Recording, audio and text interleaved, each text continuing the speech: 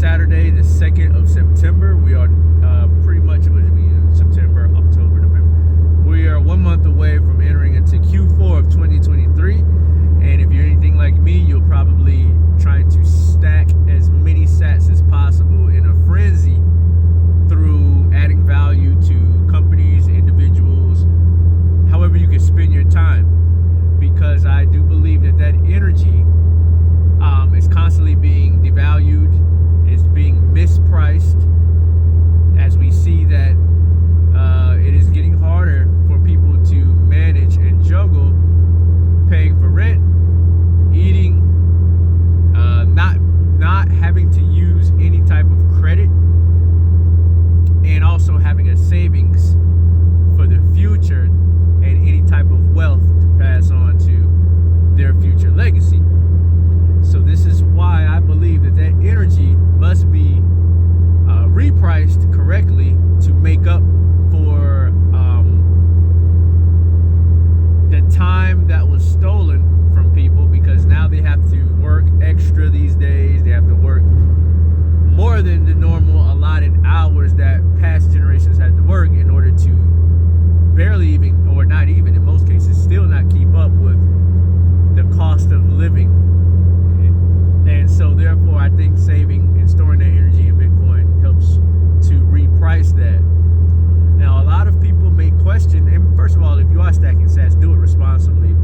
Go to a decentralized peer-to-peer exchange, and where all you have to do is sign up with an email and password, and you'll be able to acquire Bitcoin or exchange it for whatever you want with other people through hodl.com, and that link is in the description box down below in this video. And if you are acquiring Bitcoin, you want to store it in a open source hard wallet such as the Cold Card wallet, and that is in the CoinKite.com link down below. Check it out. Open sourced and popular in the Bitcoin community. It's a Bitcoin only wallet. Let's get into it.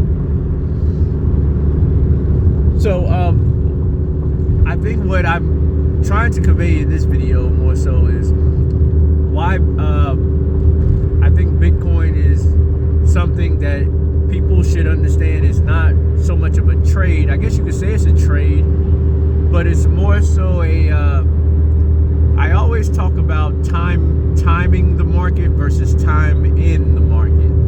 And what it is a lot of people are underestimating what they can achieve in 10 years and overestimating what they can achieve in 1 year.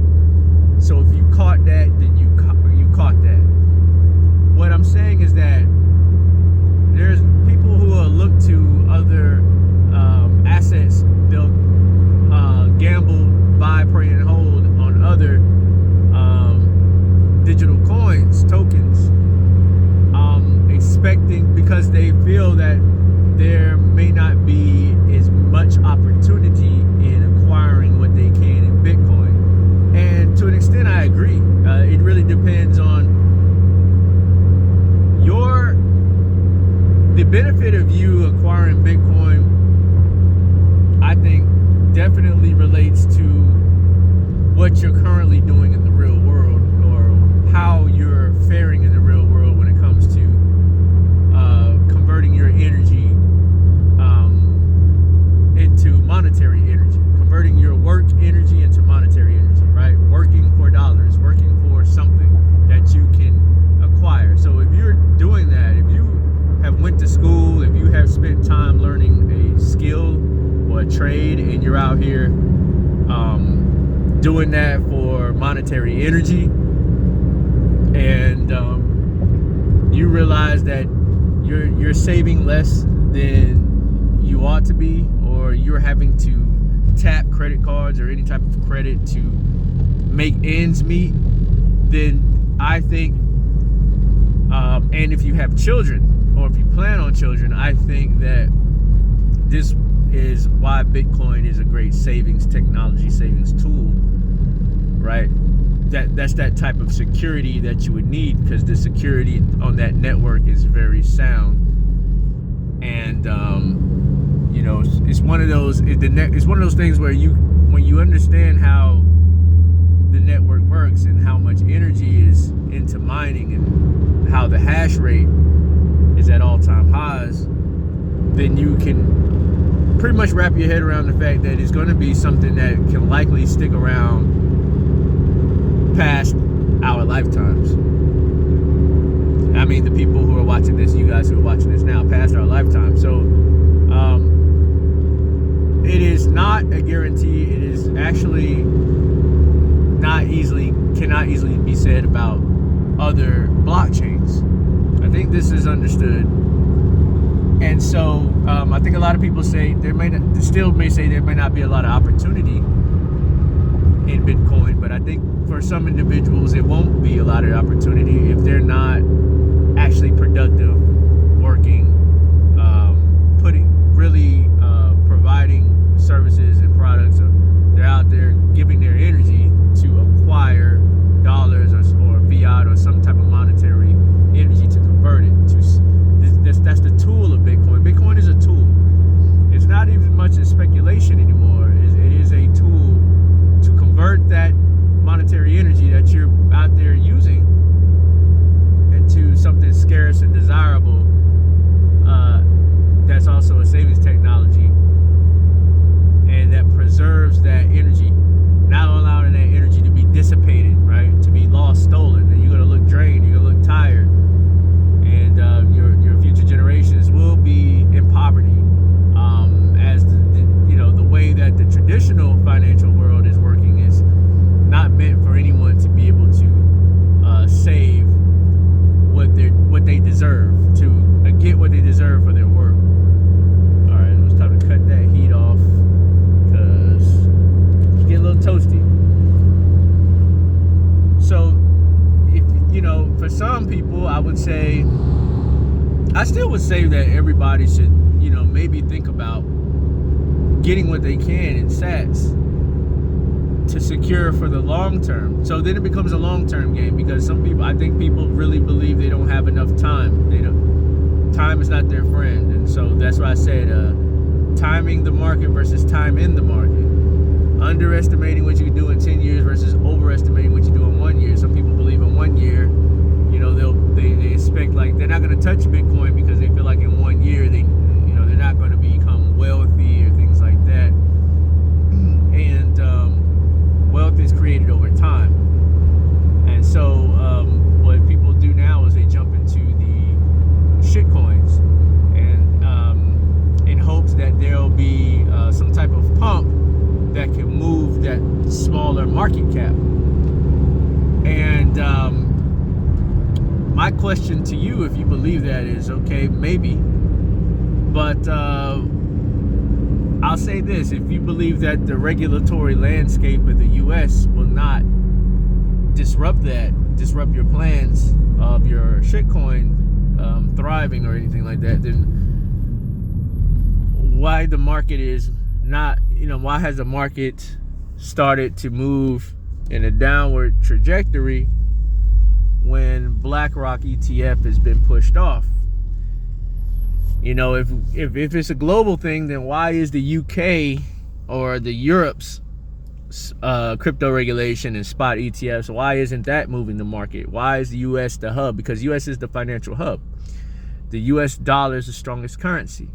The wealth is created all around the world via the US dollar. All countries that are decently ran with a decent running economy, hold US dollar reserves.